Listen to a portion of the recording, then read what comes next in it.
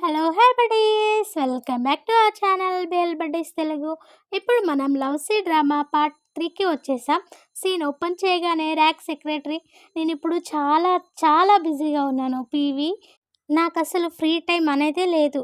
Rack వెళ్ళినా కూడా నాకు చాలా పనులు ఉన్నాయి. నాకు కాపీరైట్ సేల్స్ కాంట్రాక్ట్తో డీల్ చేయాల్సి వస్తుంది.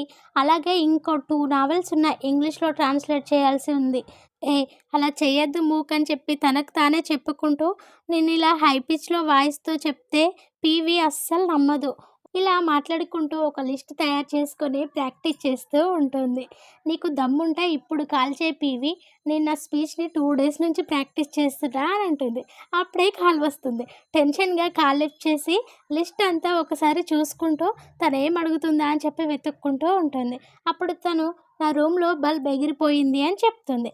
లైట్ బల్బ్ అని చెప్పి లిస్ట్ చూస్తూ లిస్ట్‌లో లేదు అని అంటుంది. ఏమంటున్నావు? నేను చెప్పేది నా రూమ్‌లో బల్బు ఎగిరిపోయింది అంటున్నా అని అంటుంది.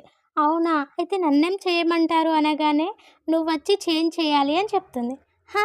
నేనెందుకు చేయాలి అనగానే ఇదంతా నేను నీకు చెప్పాలా? నువ్వు ర్యాక్ సెక్రటరీవి కదా! నువ్వే లైట్ బల్బ్ చేంజ్ చేయాల్సింది అని చెప్పి అనగానే నాకేం అర్థం అవ్వడం లేదు. మీరేం చెప్తున్నారు అని అంటుంది. అప్పుడు ర్యాక్‌కి 10 కంటే ఎక్కువ కార్నర్స్ ఉన్నాయి. అలాగే నేను తన టెనెంట్‌ని.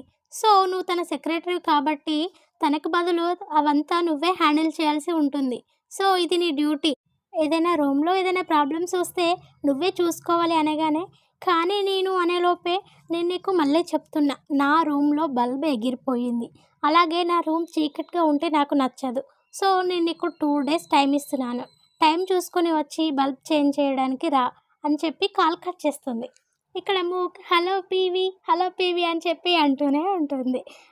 బల్బ్‌ని చేతిలో పట్టుకొని, సారీ నేను హీరోయిన్‌ని కాబట్టి నేను నా బల్బ్‌ని చేంజ్ చేయలేను అని చెప్పి నవ్వుతూ స్విచ్ వేసి చూసి తన ఫోటోని తిప్పిపెట్టి బల్బ్‌ని ఒక బాక్స్‌లో వేసి వెళ్తుంది. చూస్తుంటే కావాలనే చేసింది అనిపిస్తుంది. మీద ఇంట్రెస్ట్ ఏమో తనకి. చూద్దాం ముందు ముందు ఏం జరుగుతుందో. సీన్ కట్ చేస్తే ర్యాక్ నావెల్ రాస్తూ ఉంటాడు. అప్పుడే బ్యాక్‌గ్రౌండ్ నుంచి లేడీ వాయిస్ వినిపిస్తుంది. నువ్వు నాతో చెప్పగలవా?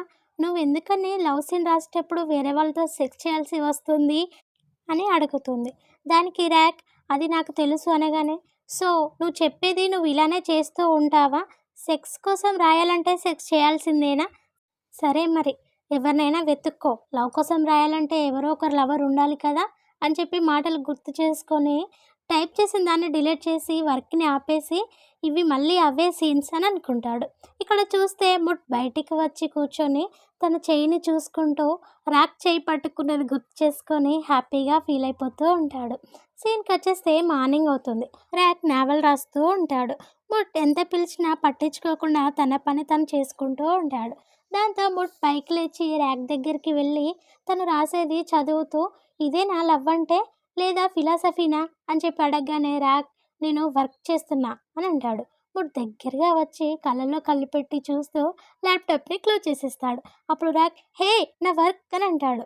ఇలాంటి ఫ్యాన్సీ ల్యాప్టాప్లో ఆటో సేవ్ ఫీచర్ ఉంటుందిలే పద అనగానే ఎక్కడికి అని చెప్పని అడుగుతాడు.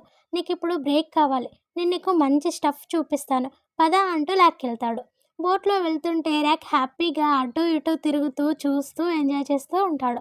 అప్పుడు సైలెంట్గా కూర్చో, నువ్వు ఇప్పుడేం పిల్లోడివేం కాదు, నువ్వు పడితే నేనే కిందికి దూకి నిన్ను వెతకాల్సి వస్తుంది అనగానే అలాగే సైలెంట్గా కూర్చుంటాడు.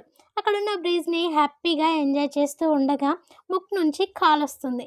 సిగ్నల్ లేక తను చెప్పేది తనకేం వినిపించదు. అప్పుడు వచ్చి హలో, నువ్వు సముద్రం మధ్యలో ఉన్నావు, ఇక్కడ సిగ్నల్ ఉండదు అని చెప్తాడు. ర్యాక్ కోపంగా గెట్ లాస్ట్ అనగానే సరేలే అని చెప్పి అక్కడి నుంచి వెళ్ళిపోతాడు. కాసేపటికి నీళ్ళలో ఎవరో పడ్డ శబ్దం వస్తుంది. ర్యాక్ షాక్ అయ్యి కోసం వెతుకుతూ తను నీళ్ళలో పడిపోయాడా అని చెప్పి తన కోసం వెతుక్కుంటూ తనని పిలుస్తూ ఏడుస్తూ ఉంటాడు. కాసేపటికి వాటర్లో నుంచి బయటికి వచ్చి ఓయ్ నువ్వు ఎప్పుడైనా క్లామ్స్ తిన్నావా సముద్రం మధ్యలో అంటూ ఏడుస్తున్న ర్యాక్ని చూసి ఏంటి నువ్వు ఏడుస్తున్నావా అనగానే ర్యాక్ కళ్ళు తుడుచుకుంటాడు.